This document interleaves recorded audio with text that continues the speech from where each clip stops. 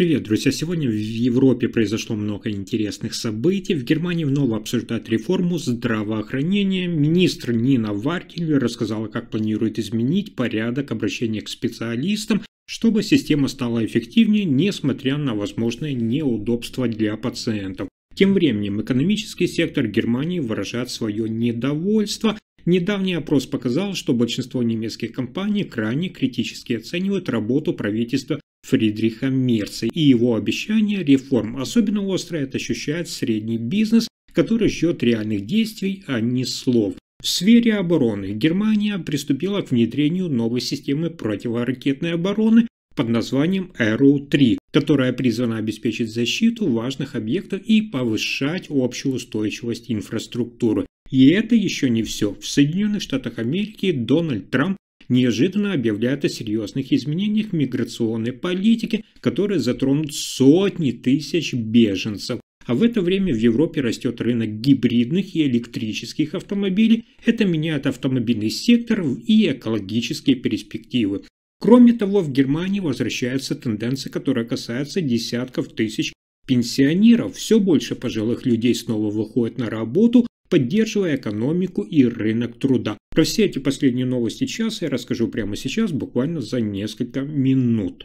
Итак, министр здравоохранения Германии Нина Варкель заявила, что ее планы по ограничению прямых посещений у специалистов без направления. И это не сокращение медицинских услуг, а продуманная реструктуризация всей системы. По ее словам, в рамках реформы будет введена новая модель. Пациенты должны сначала обратиться к своему участковому врачу, а затем при необходимости получить перенаправление к специалисту. При этом будет введена гарантия своевременной записи. Также Варкель рассматривает возможность установить плату для тех, кто все же хочет пойти напрямую к узкому специалисту, то есть без направления. Министр подчеркивает, что система должна быть эффективнее, даже если это принесет некоторые неудобства. По ее мнению, распределение нагрузки между врачами, цифровая оценка первичных обращений, например, по тому же телефону, а также новая роль аптеки, расширенные полномочия медсестер – все это позволит снизить нагрузку на стационары и повысить качество амбулаторной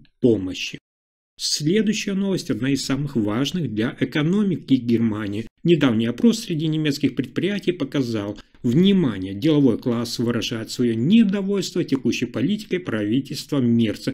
Более 77% компаний жалуются, что они мало или вообще недовольны работой кабинета. Особенно сильно негатива у среднего бизнеса. Среди фирм с количеством сотрудников от 50 до 249 83% дают правительству плохую оценку. Основная критика к Мерцу касается обещанных реформ. Правительство увеличило свои расходы, по мнению предпринимателей, но реальных изменений пока недостаточно. Долги есть, реформ нет. Так описывает ситуацию президент Ассоциации работодателей Райнер Дюлькер. Кроме того, 82% опрошенных критикуют экономическую и социальную политику. Они недовольны мерами по рынку труда и экономическому развитию. Если кратко, бизнес ожидал масштабных реформ, но вместо этого правительство увеличивает расходы и пока не демонстрирует значительных практических изменений, по мнению предпринимателей. Следующая новость связана с обсуждением курса канцлера Фридриха Мерца. Бундесвер включил в свой арсенал систему внимания противоракетной обороны Arrow-3. Первые комплексы развернуты на базе Шонвильде, это Бранденбург. Система позволяет перехватывать баллистические ракеты на высотах свыше 100 км, обеспечивая защиту ключевых объектов Германии. Arrow-3 разработана, напомню, израильской компанией и закупается по специальной программе финансирования вооружения. В рамках тестирования комплексы успешно показали свою эффективность в перехвате боевых частей. Министерство обороны сообщает, что интеграция Arrow-3 с существующими средствами ПВО, включая системы Patriot, создаст многоуровневую защиту. Официально начальная боеготовность системы запланирована на начало декабря, после чего она полностью войдет в оперативное использование. С внедрением Arrow-3 Германия усиливает систему защиты важных объектов и повышает способность Бундесвера реагировать на современные вызовы безопасности.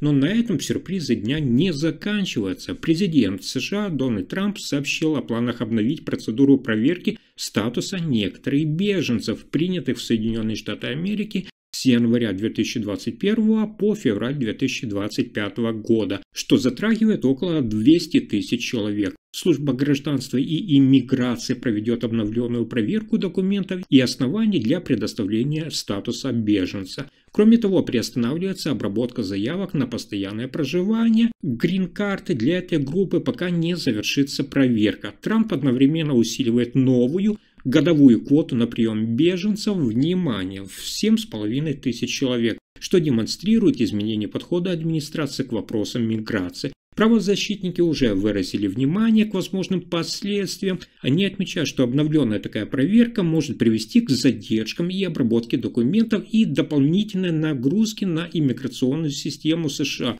а также создать определенные трудности для самих беженцев. Администрация Трампа же настаивает, что эти меры направлены на усиление контроля и безопасности.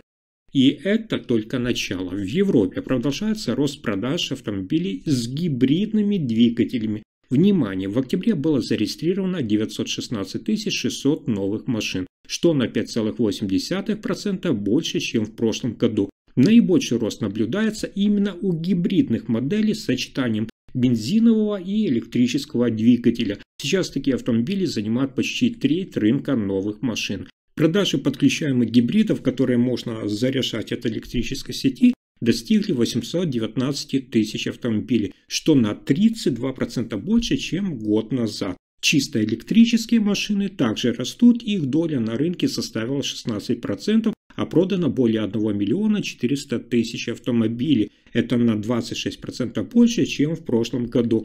Автопроизводители отмечают, что именно гибридные автомобили становятся ключевым драйвером рынка в Европе. Эксперты считают, что такой рост помогает соблюдать новые экологические нормы, но пока не заменяет полностью переход на электрические машины.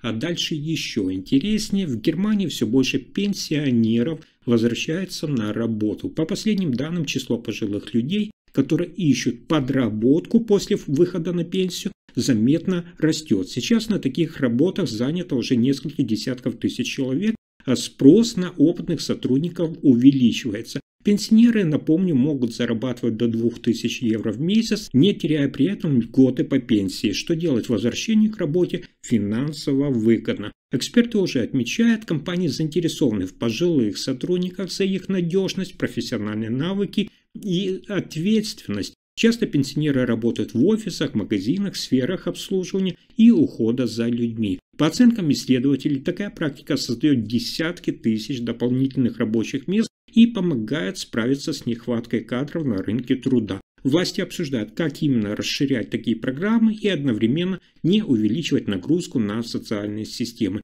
Таким образом, возвращение пенсионеров на работу становится важным инструментом для поддержки экономики и компаний, а также дает пожилым людям возможность оставаться активными и полезными. На этом пока все. Вы слушали последние новости Германии. Если информация оказалась полезной, ставьте лайк, подписывайтесь на канал и делитесь видео. Спасибо за просмотр.